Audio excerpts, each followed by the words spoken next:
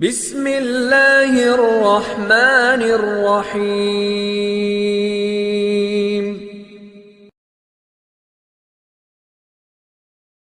صحیح بخاری کی ایک حدیث پیش کرتا ہوں جس سے آپ کو اندازہ ہوگا کہ تابعین کو نبی کریم صلی اللہ علیہ وآلہ وسلم اور صحابہ کرام علیہم رضوان کے زمانے کی لیلۃ القدر سے کس قدر پیار تھا، اور کس تجسس اور کیسے خوبصورت جذبات کے ساتھ مختلف بہانوں سے صحابہ سے حضور کی لیلۃ القدر کے واقعات پوچھتے تھے۔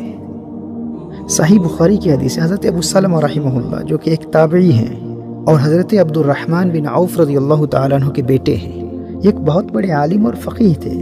اور صحابی رسول حضرت ابو سعید خدری رضی اللہ تعالیٰ عنہ کے دوست تھے۔ حضرت ابو سلمہ فرماتے ہیں کہ میں اپنے دوست حضرت ابو سعید خدری رضی اللہ تعالیٰ عنہ کی بارگاہ میں حاضر ہوا اور عرض کی کہ کیوں نہ آج ہم فلاں باغ میں سیر کے لیے چلیں، سیر بھی ہو جائے گی اور اسی بہانے کچھ باتیں بھی کر لیں گے۔ اب سیر کیا کرنی تھی، ان کا ارادہ یہ تھا کہ ان کو سیر پر لے جاؤں گا اور سیر کے بہانے کچھ محبوب کا ذکر بھی ہو جائے گا، اور خاص طور پر حضور اکرم صلی اللہ علیہ وآلہ وسلم کے زمانے کی لیلۃ القدر میں رونما ہونے والے واقعات ان سے سن لوں گا۔ دیکھیے، جب انسان کو کسی سے حقیقی پیار ہو جاتا ہے نا تو وہ مختلف بہانوں سے اپنے یار کی باتیں کرتا ہے۔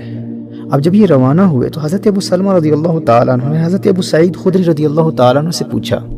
حدثنی ما سمعت من النبی صلی اللہ علیہ وآلہ وسلم فی لیلۃ القدر، شب قدر کے متعلق آپ نے جو نبی کریم صلی اللہ علیہ وآلہ وسلم سے سنا ہے کچھ اس کے متعلق مجھے بھی بتائیے۔ حضرت ابو سعید خدری رضی اللہ تعالیٰ عنہ نے نبی کریم صلی اللہ علیہ وآلہ وسلم کے زمانے کی لیلۃ القدر کا ایک دلچسپ واقعہ بیان کیا۔ آپ نے فرمایا کہ نبی کریم صلی اللہ علیہ وآلہ وسلم نے ماہ رمضان کے پہلے عشرے میں اعتکاف کیا، فاعتکفنا معه فأتاه جبریل فقال ان الذي تطلب امامك، ہم صحابہ نے بھی آقا کریم صلی اللہ علیہ وآلہ وسلم کے ساتھ اعتکاف کیا اور جبریل امین نازل ہوئے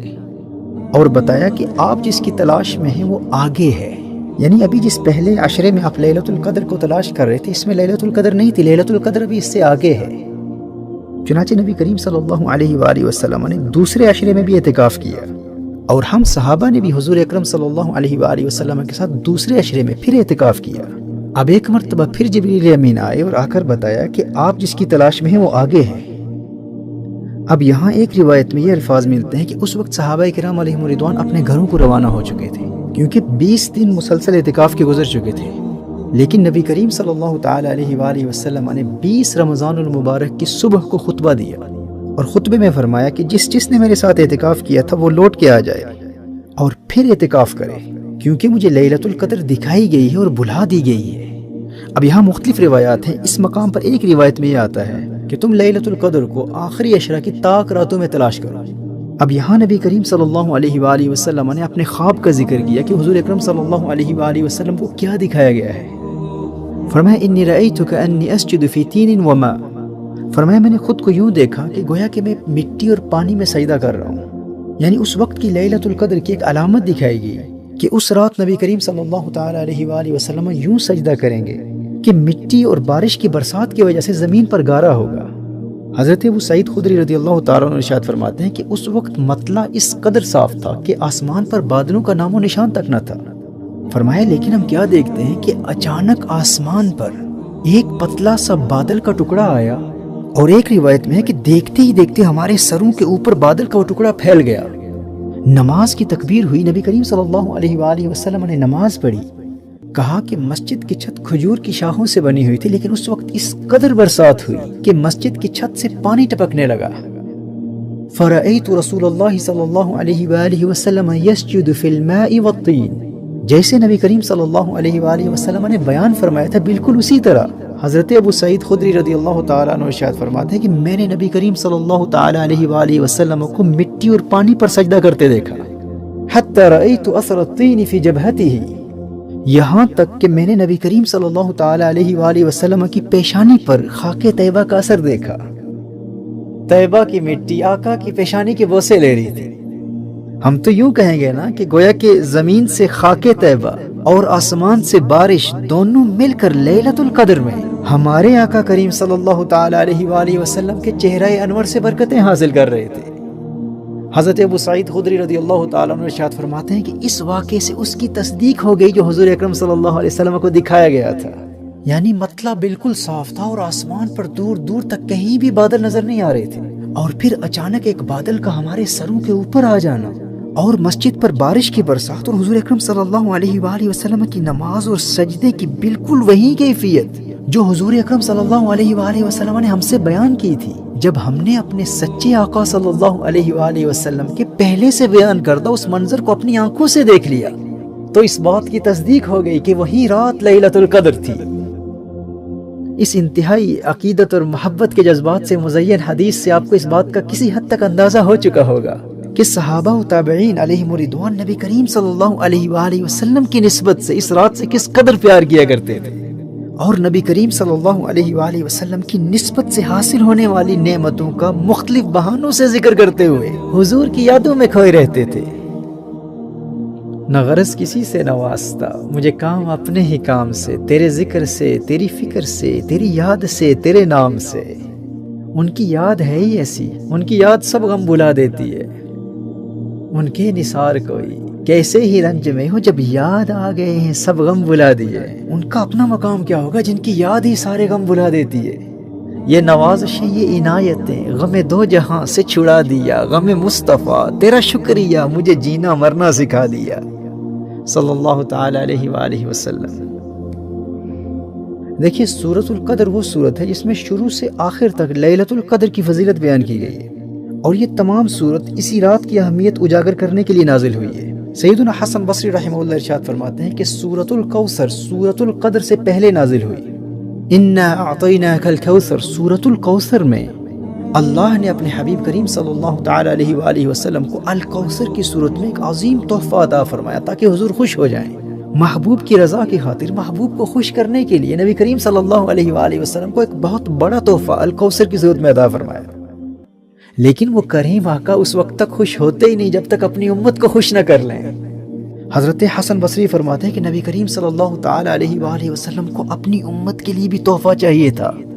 قرآن کریم کی صورتوں کے شان نزول کی روشنی میں ارشاد فرمایا کہ ان دو صورتوں کے نزول میں اس قدر قرب اس لیے ہے کہ جب اللہ نے اپنے حبیب کو الکوثر کی صورت میں ایک عظیم الشان تحفہ عنایت فرمایا تو حضور نے امت کے لیے تحفہ طلب کیا، اور اللہ نے اپنے حبیب کی خواہش کی تکمیل کے لیے سورۃ القدر نازل فرما دی۔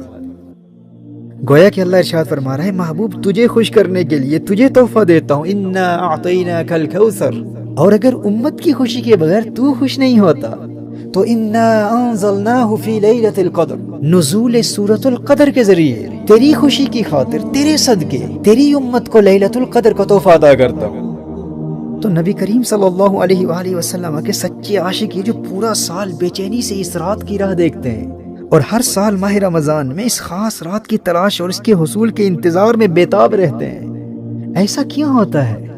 کیونکہ یہ حضور کے عاشقوں اور حضور کے غلاموں کے لیے اللہ کی بارگاہ سے حضور کا دلوایا ہوا ایک خاص تحفہ ہے۔ یہ ہے لیلۃ القدر۔ کس قدر محرومی ہے اس شخص کی جو غفلت کی وجہ سے اس قدر والی رات کی قدر نہ کر سکا۔ حضرت ابو بکر الوراق رحمہ اللہ ارشاد فرماتے ہیں کہ اس رات کو قدر والی رات کہا اسی لیے جاتا ہے کہ زمانے میں جس کی کوئی قدر نہ کرتا ہو، اگر وہ عبادت کے ذریعے اس ایک رات کی قدر کر لے تو یہ قدر والی رات اس بے قدرے کو بھی صاحب قدر بنا دیتی ہے۔ تفسیر قرطبی میں امام قرطبی نے امام ابو بکر الوراق کا یہ قول نقل فرمایا جسے میں نے اپنے انداز اور الفاظ میں بیان کیا ہے۔ میرے دوستو، میری بھائی اور میری بہنوں، حضور سے سچی محبت کرنے والا سستی اور غفلت کی وجہ سے حضور کے دلوائے گئے اس تحفے کی کبھی بے ادبی نہیں کر سکتا۔ اسی لیے گزشتہ بیان میں اس رات کو تلاش کرنے کے مختلف طریقوں اور اس رات کی فضیلت اور حکم کے حوالے سے اسلام کے اصولوں اور شریعت مطہرہ کی ترجیحات کی روشنی میں جو 12 نکات میں نے بیان کیے ہیں، اور ابھی تو انگلش میں لیلۃ القدر 12 پوائنٹ ایکشن پلان بھی چھپ چکا ہے، اس کے ہر پوائنٹ پر عمل کرنے کی بھرپور کوشش کرنی ہے۔ اور یہ بھی یاد رکھیے گا کہ لیلۃ القدر کا آغاز عشاء کے وقت نہیں ہوتا، مغرب کے وقت ہوتا ہے، تو کہیں ایسا نہ ہو کہ باقی پوری رات عبادت میں گزار دیں اور افطار کے وقت فیملی کے ساتھ ہنسی مذاق میں لغو گوئی یا فضول باتوں یا کسی کی غیبت کر کے رات کی ابتدا سے ہی اس کی برکتوں سے خود کو محروم کر چکے ہوں۔ اسی طرح دیکھا گیا ہے کہ لوگ رات بھر عبادت کرتے ہیں اور سحری کے وقت سمجھتے ہیں کہ بھئی رات بھر خوب عبادت کر لی، خوب آنسو بہا لی، اب عبادت سے فارغ ہو چکے ہیں، اب سحری کرتے ہوئے، اب کھانا کھاتے ہوئے، اب ہنسی مذاق میں یا گپ شپ میں، فضول باتوں میں، لغو گوئی میں یا کسی کی غیبت بھی کر دی تو کیا فرق پڑتا ہے؟ ہم نے پوری رات عبادت میں گزار دی ہے۔ بھائی میرے نادان بھائی، یہ لیلۃ القدر تیری زندگی میں انقلاب برپا کرنے کے لیے آئی ہے، ابھی فجر کا وقت داخل ہی نہیں ہوا اور تو نے ابھی سے ہی گناہوں کا سلسلہ شروع کر دیا ہے۔ بہت احتیاط سے اپنی عبادات کی حفاظت کرتے ہوئے اس رات کی تعظیم و تکریم کا اہتمام کرنا ہے، اور یاد رکھنا یہ وہ رات ہے جس کے متعلق سورۃ القدر میں اللہ جل وعلا نے ارشاد فرمایا تنزل الملائکۃ والروح، اس رات میں ملائکہ کا نزول ہوتا ہے، اور اس کثرت سے ملائکہ کا نزول ہوتا ہے کہ ایک حدیث میں اس رات کی علامات میں سے ایک علامت یہ بھی بیان کی گئی ہے کہ اس رات کے گزرنے کے بعد جب سورج طلوع ہوتا ہے تو بغیر شعاعوں کے طلوع ہوتا ہے۔ اس حوالے سے ایک قول یہ بھی ہے کہ نوری فرشتے امت کی مغفرت اور ان کے دینی اور دنیاوی مسائل کے حل کے لیے اس کثرت سے آئے ہوتے ہیں کہ سورج کی شعاعیں ان کے نور میں گم ہو جاتی ہیں، لیکن یہ نظارہ صرف اہل نظر کو نظر آتا ہے۔ پھر فرمایا تنزل الملائکۃ والروح، پورے سال میں صرف ایک ہی رات ایسی ہے جب قرآن اور لیلۃ القدر کی صورت میں امت کو دیے گئے اس خاص تحفے کا جشن منانے کے لیے تمام فرشتوں کے سردار خود جبریل امین بھی تشریف لاتے ہیں۔ یاد رکھنا نبی کریم صلی اللہ تعالی علیہ وآلہ وسلم کے ظاہری پردہ فرمانے کے بعد صرف یہی ایک رات ہے، پورے سال میں صرف یہی ایک رات ہے جس میں جبریل امین حضور کے عاشقوں سے، حضور کے غلاموں سے ملاقات کے لیے خود تشریف لاتے ہیں۔ یہاں اللہ جل وعلا یاد دلا رہا ہے یہ کوئی عام رات نہیں ہے، اس رات تمہارے پاس اسے بھیج رہا ہوں جسے فقط اپنے محبوب کے پاس بھیجا کرتا تھا۔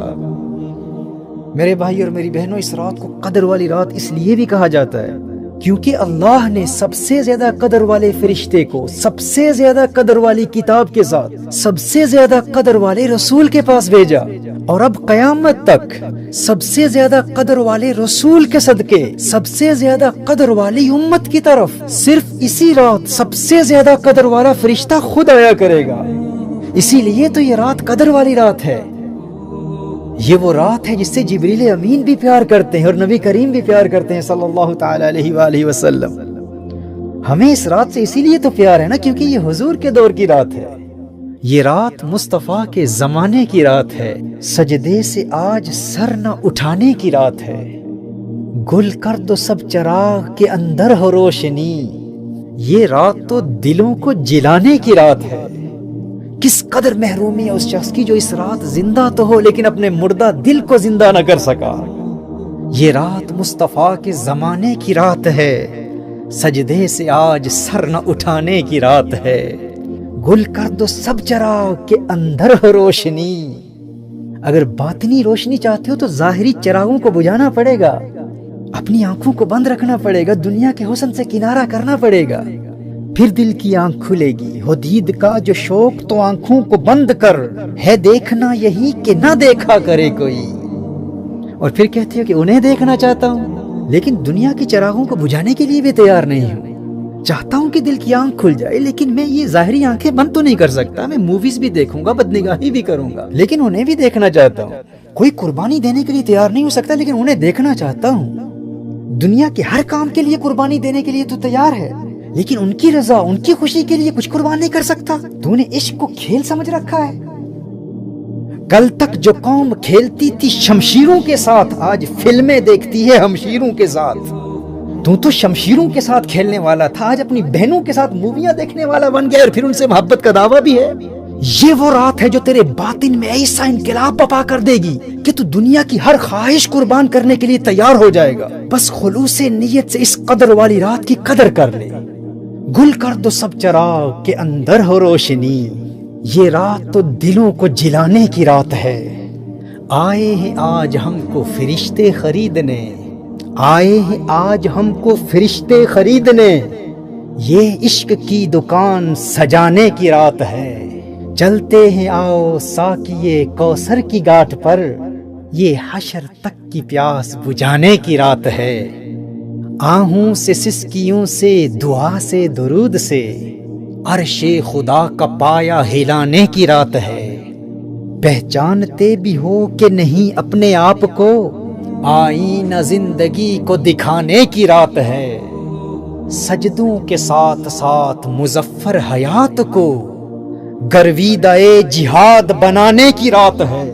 یہ رات مصطفیٰ کے زمانے کی رات ہے، سجدے سے آج سر نہ اٹھانے کی رات ہے۔